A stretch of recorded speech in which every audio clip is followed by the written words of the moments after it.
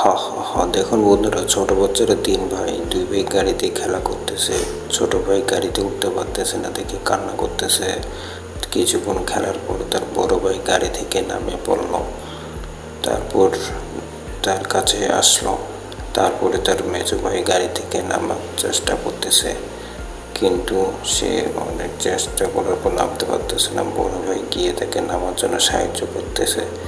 এরপর সে তার ছোট ভাই কান্না করতেছে এবং তার ছোট ভাইকে দেখে দুই ভাই নাচতেছে, কারণ সে গাড়িতে উঠতে পারেনি।